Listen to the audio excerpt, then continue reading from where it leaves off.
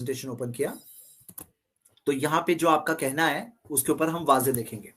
ये लोग क्या प्रोपेगेंडा करते हैं कि सफिया रदियल्लाहु अन्हा से बगैर इजाजत के, उनकी मर्जी के बगैर उनका जैसे कि रेप किया गया, और बहुत सारा प्रोपेगेंडा ये लोग करते हैं। उस 17 साल की मासूम लड़की का क्या कसूर जिसका आपके रसूल अल्लाह ने लौंडी बना करके रेप किया? उसका क्या कसूर है? उसका इन सब बातों से क्या ताल्लुक है? उसके बाप की गलती का खामियाजा क्या उसको रेप करके दिया जाएगा कि उसका रेप होगा, अब उसको लौंडी बनाया जाएगा? और चले ये तो बात है सिर्फ सफिया की। अब यहाँ पे समीर आज मेरे हाथ सामने मौजूद हैं और मैं उनसे सवाल पूछ रहा हूं और आपके सवाल का जवाब भी दे रहा हूं, और हम ये देखते हैं कि सफिया रदियल्लाहु अन्हा के बारे में आप लोग जब वो बात कहते हैं तो ये बात क्यों नहीं बताते हैं कि मोहम्मद सल्लल्लाहु अलैहि वसल्लम का सफिया रदियल्लाहु अन्हा का डिस्कशन हुआ था। तबरानी में हदीस सही सनद से मौजूद है, मैंने शेख अलबानी का भी कोटेशन उसके अंदर दिया हुआ है, सिलसिला सहीहा का। इसके अंदर क्या आता है कि मोहम्मद सल्लल्लाहु अलैहि वसल्लम ने उनसे बात की और बात करने के बाद में उनसे पूछा कि ये आंखों में आपके क्या, ये स्कार क्या है? तो उन्होंने बताया कि उन्होंने अपने हस्बैंड को मेंशन किया था कि मैंने चांद को अपनी लैप में गिरते देखा ख्वाब में, और उन्होंने मुझे थप्पड़ मारे, क्या कह करके कि क्या तुम यसरिब यानी मदीना के बादशाह की तमन्ना कर रहे हो? तो मैं आपके शादी वाले सवाल पे जवाब बता रहा हूं, क्यों शादी, और शादी के अंदर रजामंदी कंडीशन है, बगैर रजामंदी की शादी नहीं होती है।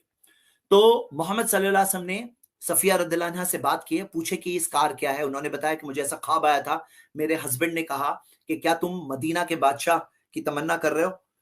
तो वो कहती है कि there was none more hateful to me than messenger of Allah सल्लल्लाहु अलैहि वसल्लम। उनसे मुझे उनसे ज्यादा किसी और से नफरत नहीं थी, क्योंकि उन्होंने मेरे फादर और मेरे हस्बैंड का कत्ल किया। तो मोहम्मद सल्लल्लाहु अलैहि वसल्लम ने उनको एक्सप्लेन किया, या सफिया, ए सफिया, इन अबा की, तुम्हारे जो वालिद थे उन्होंने अरबों को मेरे खिलाफ उकसाया था, हाँ, अरबों में यानी किस तरह से जो चीज की थी, और वो समझाते गए फाला फाला, या समझाते गए मिन नफ्सी, यहाँ तक कि सफिया रदियल्लाहु अन्हा कहती है कि मेरे दिल में से उनके लिए नफरत चली गई।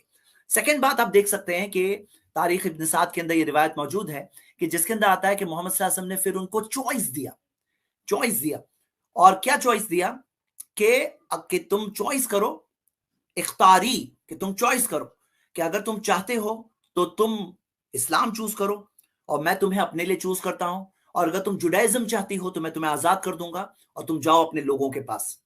तो वो कहती हैं कि अल्लाह के रसूल सल्लल्लाहु अलैहि वसल्लम को उन्होंने कहा कि अल्लाह के रसूल सल्लल्लाहु अलैहि वसल्लम, मैं इस्लाम की चाहत थी मेरे दिल में, और मैंने इससे पहले ही